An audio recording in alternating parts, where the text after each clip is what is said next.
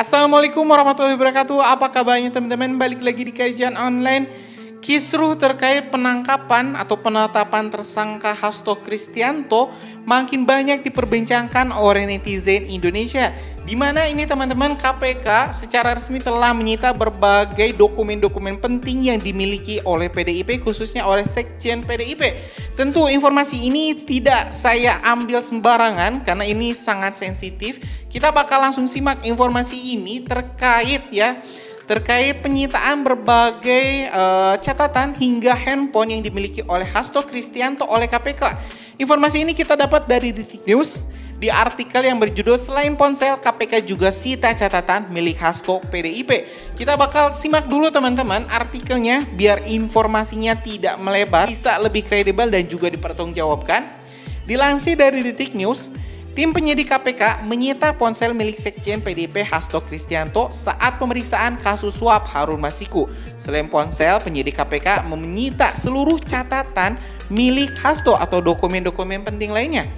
Ada satu handphone, kemudian catatan dan juga agenda pribadi milik saksi H atau Hasto yang disertai kata tim jubir KPK Budi Prasetyo di gedung KPK Jakarta Selatan Senin tanggal 10 Juni 2024. Penyitaan ini dilakukan saat Hasto diperiksa sebagai saksi kasus korupsi dengan tersangka Harun Masiku pada Senin 10 Juni 2024. KPK belum membeberkan isi catatan rahasia milik Hasto yang telah disita.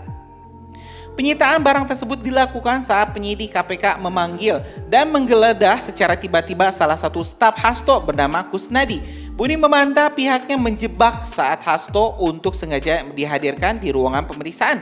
Tentu semua proses pemeriksaan di KPK sudah sesuai dengan mekanisme dan prosedurnya, termasuk ketika melakukan penyitaan alat komunikasi ataupun handphone, ya sudah disertai dengan surat perintah penyitaan katanya. Jadi teman-teman, ini yang bikin ramai karena KPK ini secara tiba-tiba atau mendadak menyita berbagai handphone, catatan, ini dokumen-dokumen penting yang dimiliki oleh Hasto Kristianto dan ini tidak diinformasikan terlebih dahulu. Jadi ini rekan-rekan PDIP protes keras, sangat protes, bahkan mengajukan pra-peradilan untuk menuntut keadilan untuk sekjennya. Ya kalau misalnya kita dalam kacamata partai, tentu ini PDIP sangat murka karena Hasto diperlakukan bak kriminal, bak seorang koruptor. Sedangkan di sini kan Hasto statusnya masih sebagai seorang saksi. Jadi penyitaan dokumen-dokumen pribadi ini yang dilakukan oleh KPK ini seperti halnya mereka melakukan penyitaan kepada para koruptor. Nah, jelas PDIP di sini sangat murka, bahkan informasinya teman-teman Satgas PDIP diperkirakan bakal diturunkan untuk melakukan aksi dan demo menentang kebijakan atau perlakuan KPK yang sepertinya melihat para petinggi-petinggi partai PDIP ini terlibat secara tidak langsung ataupun langsung terkait kasus Harun Masiku. Ya, kalau misalnya kita lihat memang beberapa tahun yang lalu, hampir dari 2019 teman-teman, sudah 4 tahun lamanya ini Harun Masiku memang masih buron, masih jadi DPO.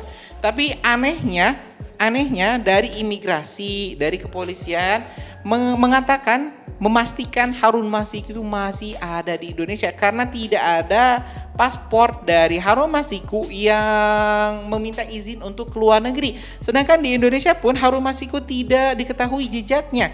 Ada juga informasi teman-teman atau ada juga teman-teman isu yang menyebutkan memang Harun Masiku ini sengaja dilenyapkan atau bahkan disembunyikan,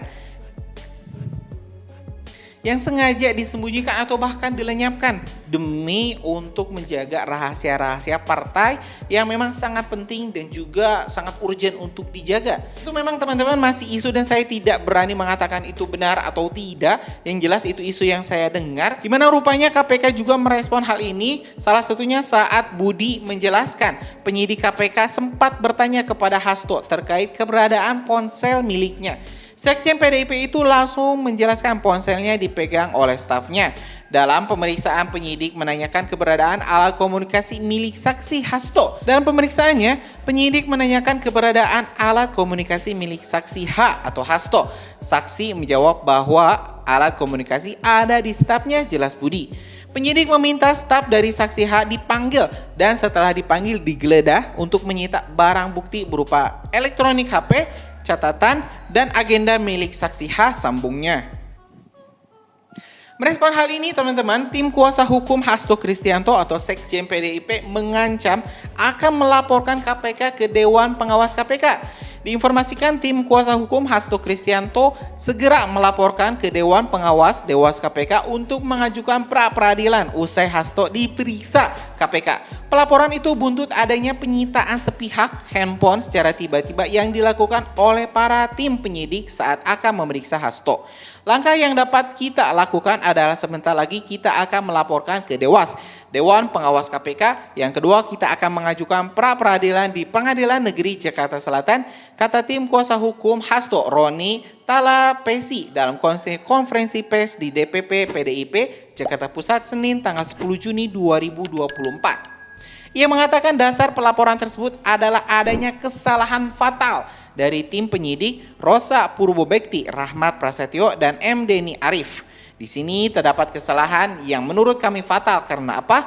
Berita acara penerimaan barang bukti tertera pada tanggal 23 April 2024. Artinya apa? Terjadi kelainan di penyidik KPK dalam hal melakukan penyitaan dan juga surat tanda penerimaan barang bukti, ujarnya.